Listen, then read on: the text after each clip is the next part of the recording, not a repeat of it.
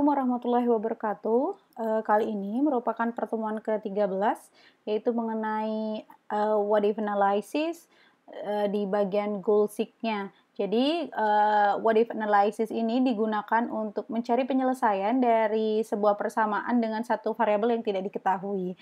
Nah, biasanya untuk fitur goal seek ini ada di data, kemudian kita klik what if analysis. Kalau misalkan yang minggu kemarin adalah scenario manager, yang sekarang adalah goal seek-nya ini.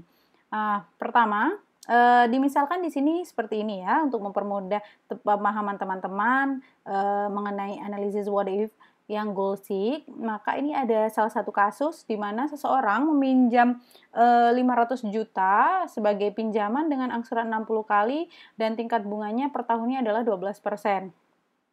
Di sini ingin mengetahui pembayaran per bulannya dengan data-data berikut ini. Jadi karena ini tingkat bunganya 12% per tahun, maka kita akan mencari untuk per bulannya, berarti dia dibagi dengan 12 untuk menentukan pembayaran per bulannya. Nah, untuk menentukan pembayaran per bulannya, berarti ini payment ya. Di pertemuan sebelumnya pernah kita pelajari mengenai payment, di mana formulanya adalah kita tulis di sini PMT yang mengartikan payment, kemudian kurung buka rate-nya atau bunganya 12% yang ada di B4, karena ini 12% untuk per tahun dan ini untuk pembayaran per bulan, maka kita bagi dengan 12. Kita menggunakan koma, karena di sini menggunakan koma, ada yang menggunakan titik koma, monggo bisa dilihat di settingan di sini ya, biasanya akan muncul. Kita bagi dengan 12, kemudian ini B3. B3 maksudnya sebanyak berapa kali, berdasarkan berapa kali dengan jumlah pinjaman berapa. Yaitu 500 juta yang ada di B2. Kemudian kita kurung tutup. Kita klik enter. Oh sorry, ini. Tadi ada kesalahan ya, yang ini. B2, B3 terlebih dahulu, kemudian ini koma, ini B2. Klik enter. Nah, di sini akan muncul 11.122.223,84 yang akan dibayarkan per bulan oleh seorang yang meminjam tadi, meminjam 500 juta tadi ya. Nah, permasalahannya, seseorang tersebut ternyata hanya bisa membayar 10 juta per bulan. Tetapi orang tersebut bersedia untuk membayar dengan jumlah angsuran yang lebih dari 60 kali. Karena 10 juta dia lebih kecil ya, lebih sedikit dibandingkan 11 juta.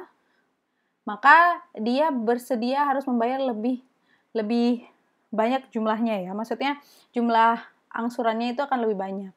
Berarti lebih dari 60 kali ini. Nah, teman-teman di sini bernilai negatif karena dia kredit atau dia berupa pinjaman yang harus dibayarkan, makanya dia bentuknya negatif di sini ya.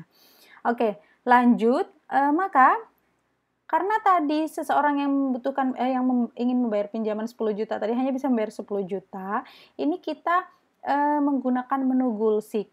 Jadi kira-kira jumlah angsuran yang harus dibayar itu berapa kali ketika seseorang tersebut ingin membayar sebesar 10 juta.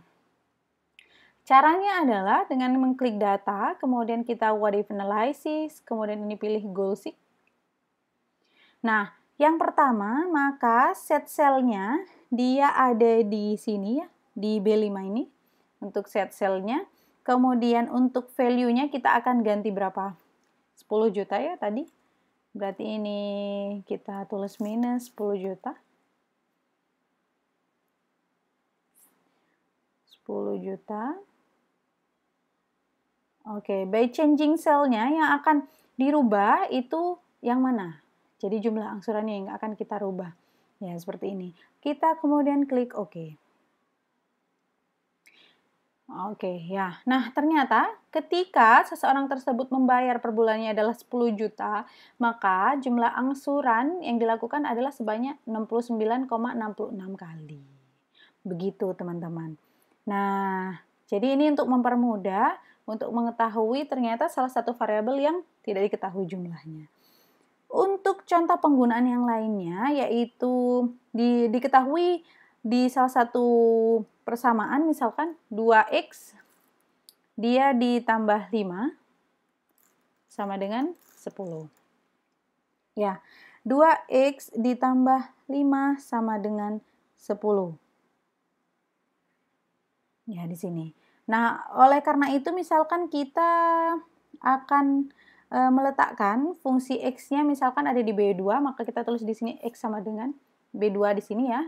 Itu adalah jumlah dari X-nya nanti, nilai dari X-nya nanti. Kemudian kita akan masukkan persamaannya di A4 misalkan ya. Kita masukkan sama dengan 2 dikalikan B2 itu maksudnya dia jumlah X-nya ya. Kita klik di sini B2 ditambah dengan 5. Sesuai dengan formula ini ya, 2X plus 5. Ya, 2X plus 5 pada sel A4. Kemudian kita akan klik enter. Ya, ternyata nilainya dia adalah 5. Seharusnya sel A4 ini bernilai 10 karena di sini 2X plus 5 sama dengan 10. Ya, nah ini teman-teman agar sel A4 bernilai 10, maka kita menggunakan fitur goal seek yaitu dengan what if analysis tadi, kemudian kita klik goal seek ya, kemudian kita set selnya di mana? Set selnya di di A4 ini, kita set sel di sini. Kemudian value-nya kita ganti karena kita menginginkan nilainya dia adalah diketahui di sini 10 ya. Kita klik 10 di sini. By changing cell-nya berdasarkan yang ini. B2. Kemudian kita klik enter. Oke. Ya. Nah, ternyata nilai X-nya adalah 2,5. Kita masukkan ke sini 2 kali 2,5 tambah 5 apakah sama dengan 10? 2 kali 2,5 berarti 5, 5 tambah 5 sama dengan 10. Ternyata hasilnya sudah sesuai. Jadi itu adalah tadi penggunaan dari goal seek di what if analysis. Kita akan mencoba lagi ya. Misalkan di sini diketahui 5x plus 25 misalkan ya sama dengan 5x plus 25 sama dengan 50. Nah, kita misalkan ingin meletakkan X-nya di A3, kita tuliskan, B3 ya, kita X sama dengan sini. B-nya B3 berarti di sini, maka kita akan masukkan fungsinya yang tadi ya, yang ini.